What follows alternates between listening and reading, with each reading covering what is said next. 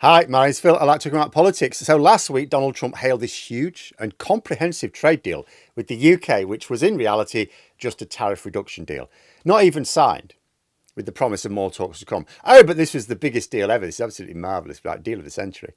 And yesterday, Trump was hailing huge progress on another deal with China to open up their markets to American businesses. So is this what has been announced today? What we've got is another temporary reduction in tariffs, which Trump imposed in the first place. So Captain Climbdown has done it again, basically. But first, for daily news and commentary, please hit the subscribe button to stay notified. So for those who might be wondering if I'm going to talk about Labour's immigration plans today, not today. It'll have to be tomorrow now. I'm having to get ready for a trip. So the Donald Trump one first. This happened first. So Donald Trump, at the moment, seems to be leading the field in turning putting lipstick on a pig into an art form.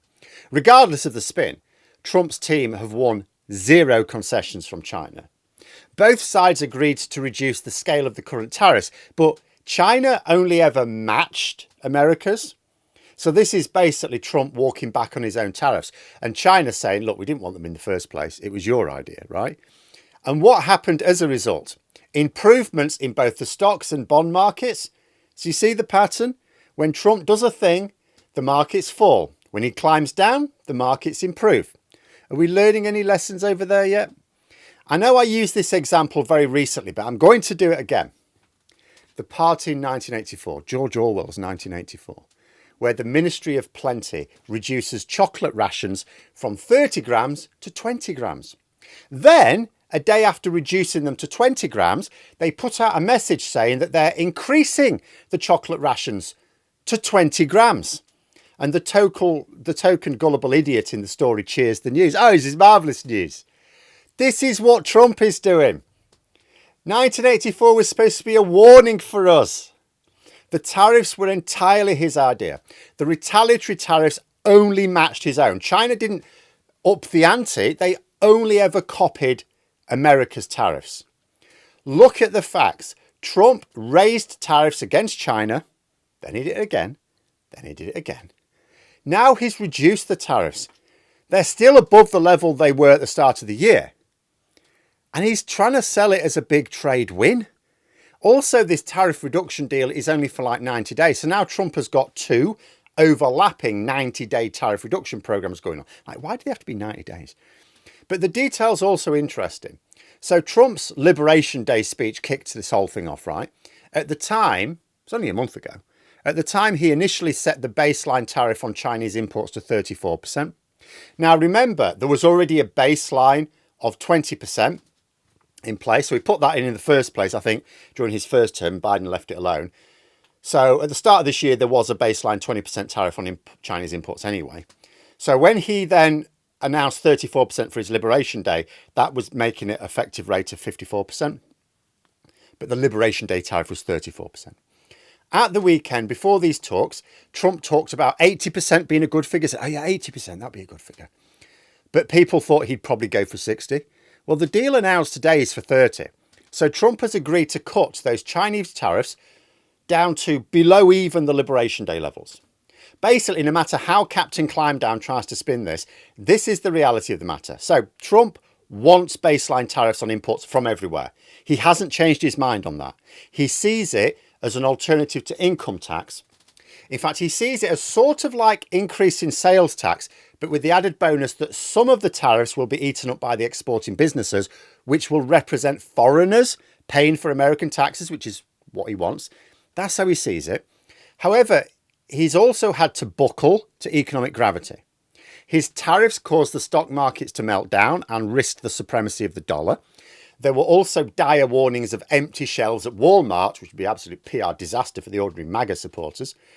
So Trump has had to accept that he can't actually go with the insane levels of tariffs originally proposed.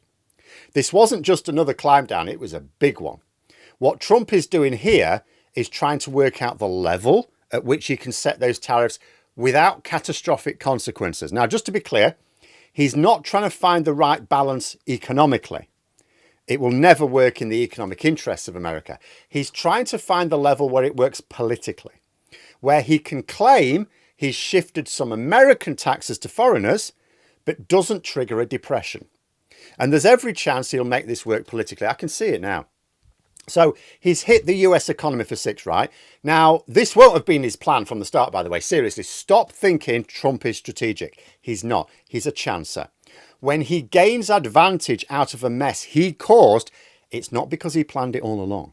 It's because he's an idiot, but he's an opportunistic idiot. So if he walks back on the tariffs in a few months, there might be much stronger growth figures posted for the second half of the year when compared to the first. And Trump will hail these mighty growth figures, even though they're just a consequence of him having battered the economy just before it. But people in America will need to point out that the higher growth coincided with Trump surrendering on his tariffs. The link must always be loudly made between bad economic performance when Trump is implementing his policies and better economic performance when he's cancelling his policies. What he's done this weekend is almost completely cancel his tariffs against China. And this tariff reduction for China is, as I say, it's a complete capitulation. His policy implemented an additional 125% tariff on Chinese imports. He's walked it back down to 30%. That is a mighty capitulation. And although I haven't seen it mentioned, as far as I know, there are still complete tariff exemptions on like computers and smartphones. Trade with China is still worse than it was when he was inaugurated. And until Trump can demonstrate that Trump trade is better in the terms he defined them, then he's still costing American businesses. And to compensate for the permanent damage already done, he'll have to produce a big win as well. So what do I think will happen? Well, it's a mug's game trying to predict how Trump will behave, but let me give it a go. So his get out clause is fentanyl, right? So let's try this one on for size. So the mood around the talks, by the way, this weekend, very jovial. Both the US and the China, who've been, they've not just been engaged in a trade war, but a war of words as well. Oh, both sides were expressing how positive the talks were. Oh, and how much they wanted to work with each other. And America saying, no, we never wanted to decouple from China. No, we want good trade for China as well as the United States. Neither side have attempted to land any blows on the other. Oh, it's been a proper love-in. Oh, marvellous. So the antagonism is completely absent from the narrative on both sides. So I see it panning out like this. After a few months, Trump will announce a deal which looks almost exactly the same as the arrangements the two countries had before Trump started prattling about. But China will say they'll do more to disrupt the illicit trade in fentanyl. And that's what Trump will hail as his big win, that was worth taking a sledgehammer to the US economy for. I can see it coming. Trump will basically put everything pretty much back to where it was and sell some spurious win on drugs as his art of the deal triumph. If Trump really cared about healthcare, he would boost access. More Americans die due to lack of healthcare than from fentanyl each year. I still think the baseline tariffs will, of course, remain higher than they were in January, so it will still be a net loss for trade, but the losses will probably not be horrendous, other than for the individuals affected. Like, it will stoke inflation a bit, maybe not noticeably after the initial period. It will hurt a few small businesses, which nobody will care about. And as the dust settles, Trump will broadcast a triumphant message to his public that he has increased the chocolate rations to 20 grams to rapturous applause from his supporters. Let's see how far off the mark I am with this one. But there we are. Those are my thoughts. Let me know yours in the comments below. If you've enjoyed the video, please click the like button and subscribe for further content. If you'd like to support the channel further, you can click the join button for memberships. Thanks for watching, and until next time, I'll see you later.